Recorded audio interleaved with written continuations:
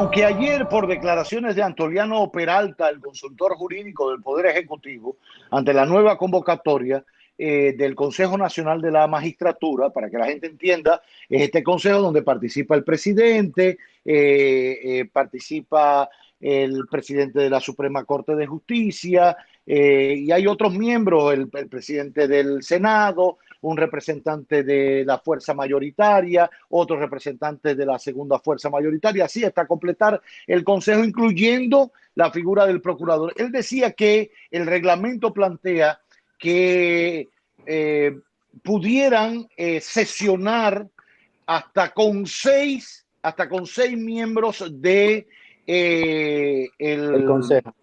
consejo, suponiendo entonces que falte el representante del PLD porque han cuestionado la conformación, ya que ellos se asumen como la segunda fuerza mayoritaria en el Senado y no fuerza del pueblo, y han recurrido a esa decisión. Ayer fue ante el Tribunal Superior Administrativo, ahora será ante el contencioso administrativo, y pudiera ausentarse también la Procuradora General de la República. Y eso habría que ver cómo se entiende en estos tiempos que, bueno, el del PLD no vaya por la razón que fuere, que la Procuradora General no vaya, y que todas las nuevas figuras o vacantes en el Constitucional y en la Suprema Corte se hagan con la ausencia de la Procuradora, figura que ha sido cuestionada, no ella per se, sino la de la investidura del procurador dentro del Consejo Nacional de la Magistratura. Veremos qué decide hoy José Alejandro Vargas. Tu perspectiva por lo que he visto en la puesta en escena de esta vista de coerción, de las medidas de coerción, por lo que has ojeado del expediente, por lo que han dicho los propios imputados. Yo veía ayer al juez decírselo a una abogada, ni siquiera a un imputado, decirle que a veces, apurándola para que terminara, y le decía, que yo lo hago porque a veces ustedes se meten en la boca del lobo. Mientras más hablan, más oscurecen. Exacto. Yo tenía una máxima que decía que el que mucho habla, mucho yerra. O sea, tienen mayores errores. Entonces, hasta el juez le decía eso. Lo único que faltó fue pararse y con un zapato y decir, cállate, cállate, que estás acabando con tu defendido, con tu cliente. Tu perspectiva de lo que puede pasar hoy, teniendo en cuenta sobre esa mesa todas las presiones que pueden caer socialmente, el desconocimiento que hay de lo que es una medida de coerción, etcétera.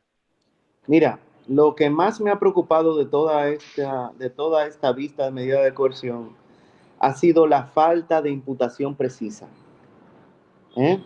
Sin duda, los hechos narrados por el Ministerio Público son gravísimos, reprochables inmensamente. Pero en algunos casos de algunos imputados no hay una señalación precisa de qué hecho o cuál otro hecho cometió o participó o colaboró. Entonces eso me deja entender que el juez Alejandro Vargas impondrá medidas de coerción, pero no creo que todos lleven medidas de coerción y no creo que todos lleven prisión preventiva.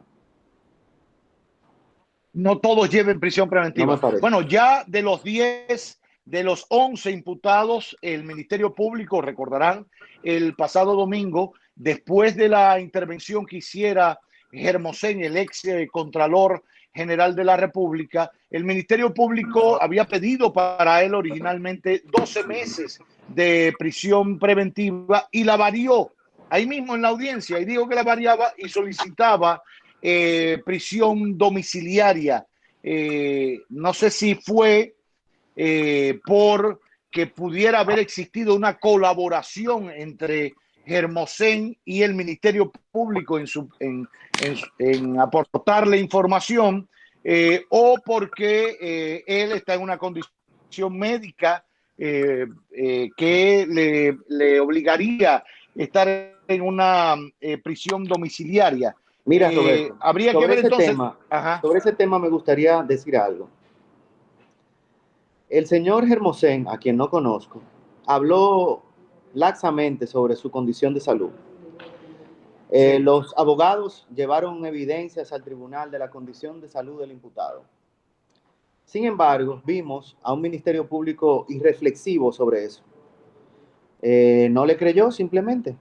Y creo que más por el tema de las declaraciones que él dio, le varió la solicitud de medida de coerción, no por su condición de salud. Hoy en día tenemos a ese señor, creo que ingresado en un centro de salud, ¿correcto? Anoche salió cuando terminó la audiencia, lo transmití en mis redes sociales. Bueno, lo llevaron en una ambulancia del 911 hasta la clínica Abreu. Él había tenido ya durante la audiencia una dolencia, una cefalea, un dolor de cabeza. Recibió atenciones médicas de los médicos galenos, enfermeras que están en la fiscalía. No se sabe si estaba asociado a una presión alta, una tensión alta, pero se sintió mal y lo llevaron. No sé si se ha quedado aún ingresado, pero tenía esa condición médica. Eso me recuerda a un caso que tuve en la provincia de La Vega al principio del año 2020. El imputado le refería al juez que sufría de una diabetes crónica tratada hace más de 20 años.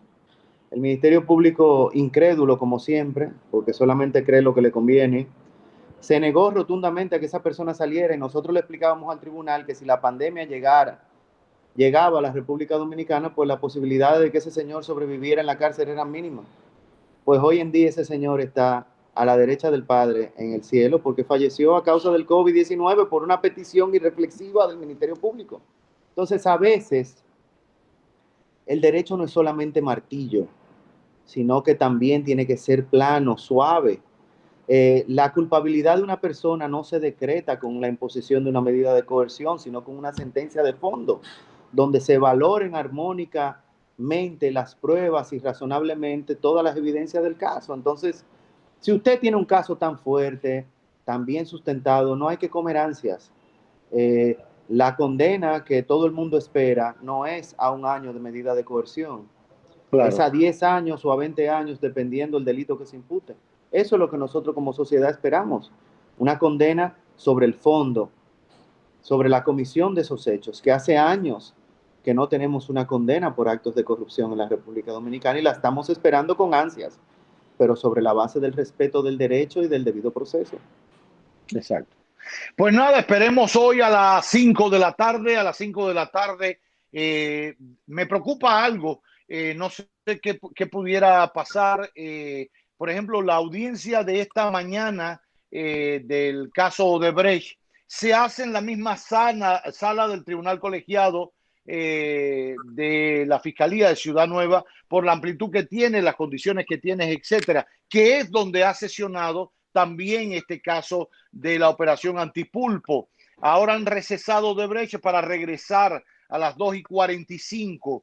No sé si el tribunal colegiado que conoce Odebrecht sabe que a las 5 entra el pulpo, a qué hora deben terminar en Odebrecht para que entren los pulpos, porque también hay un dispositivo de seguridad tremendo para los imputados del caso Antipulpo.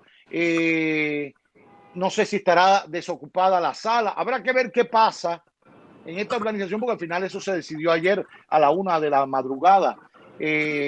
Lo digo como algo para que sepan Hay otras que salas de tribunales colegiados adecuadas para este tema. Lo que pasa sí, es que la pero sala que cuenta con los equipos para proveer a los medios de comunicación la señal que transmiten es solamente la sala del primer tribunal colegiado. O sea que sí, eso pudiera generar alguna disyuntiva o complicación para la transmisión del juicio en caso de que ambos confluyan y haya que celebrarlo en una sala de audiencia distinta. exacto. Pero Bueno, pues bueno, la nada, suerte está echada, esperemos. como decía. La suerte está echada. Esperemos a las 5 de la tarde, a las 5 de la tarde, esta audiencia aplazada ayer a la 1 de la madrugada para ver definitivamente la medida de coerción que impone el juez José Alejandro Vargas a los 11 imputados por este caso de operación antipulpo. José Martínez Hopperman analizando el tema en este magazine que no tiene nombre.